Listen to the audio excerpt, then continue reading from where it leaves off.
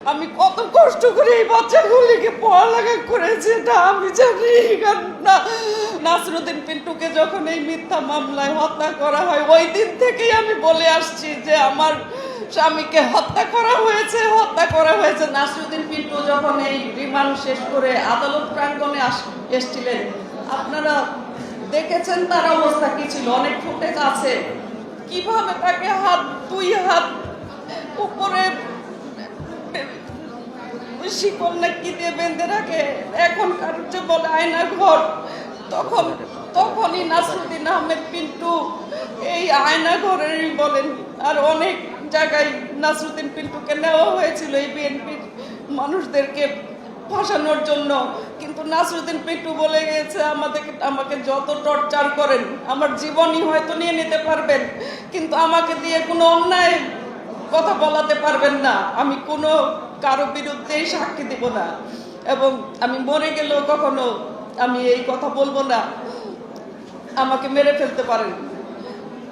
অনেকভাবেই নাসিরউদ্দিন আহমেদ পিন্টুকে এই মামলায় অনেক টর্চার করা হয়েছিল।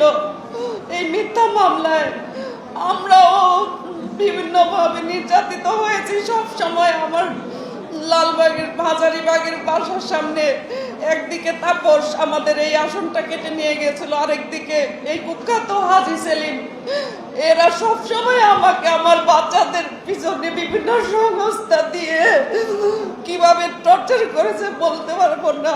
আমার ভাগনাকে উঠে নিয়ে গেছিল, ও এখন দুবাই চলে গেছে, টিভিতে নিয়ে ওকে চোখ বেঁধে কিভাবে ওকে নির্যাতন করা হয়েছিল সারা রাত, ওকে মারতে আমি ওর পিছনে যখন ওর সহ আমাদের বাসায় আসলো আমাকে ও বিভিন্নভাবে হুমকি দেওয়ার জন্য ওকে বেঁধে নিয়ে আসে ওই তৎকালীন টিভি খায়ের। তারপর আমি দেখি ও ন্যাংরাইতেছে, আমি বলতো ওকে কি মারছে নাকি, ও ভয় কিছু বলতে পারে না ওনাদের, কেন ওকে ভয় দেখে নিয়ে আসা হয়েছে যে যদি বলস তোর খালার কাছে তোকে করস ফায়ার দিব। আমাদের বিভিন্নভাবে এইভাবে হুমকি দেওয়া হতো বাচ্চাদের নিয়ে।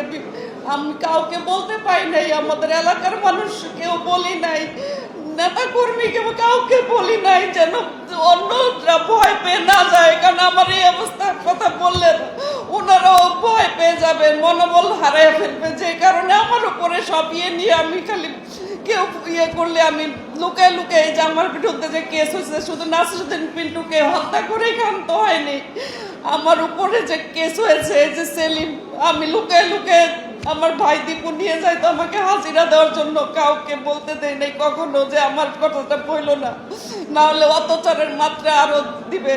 এই নাসিরউদ্দিন পিন্টুকে যখন এই মিথ্যা মামলায় হত্যা করা হয় ওই দিন থেকেই আমি বলে আসছি যে আমার স্বামীকে হত্যা করা হয়েছে। তখনও তৎকালীন ওই স্বরাষ্ট্রমন্ত্রী কামাল ও বিভিন্নভাবে বিয়ে করেছে, পিন্টুর বউ কেন এটা বলতেছে যে হত্যা করেছে। আমার ব্যবসা বাণিজ্য সমস্ত কিছু বন্ধ করে দিয়েছে, আমার এই ছেলের পড়ার টাকাটা এনবিআর থেকে নিয়ে গেছে। আমি এনবিআর এর কমিশনারের সাথে দেখা করেছি, তার নিচের যে পোস্ট ওনাদের সাথে দেখা করেছি, আমার ম্যানেজার কিরণকে নিয়ে দৌড়াদৌড়ি করেছি, কিন্তু ওর পড়ার টাকাটা পর্যন্ত নিয়ে গিয়েছে। আমি কত কষ্ট করে এই বাচ্চাগুলিকে পড়ালেখা করেছি এটা আমি জানি।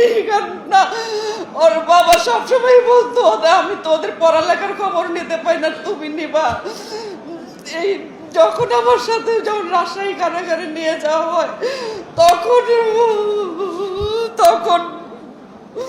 আমি যখন এই নামের কথা বলতে গেলাম তখন বলতে তুমি আসো, তুমি দেখবা। আমি এই ইন্টারিয়াম গভর্নমেন্টের কাছে আবেদন জানাই, যারা এই হত্যার সাথে জড়িত, আপনারা এই স্বাধীন তদন্ত কমিশনের রিপোর্ট পেয়েছেন, সকল হত্যাকারীকে অবিলম্বে আপনারা এই হত্যাকারীদের বিচারের আওতায় নিয়ে আসবেন।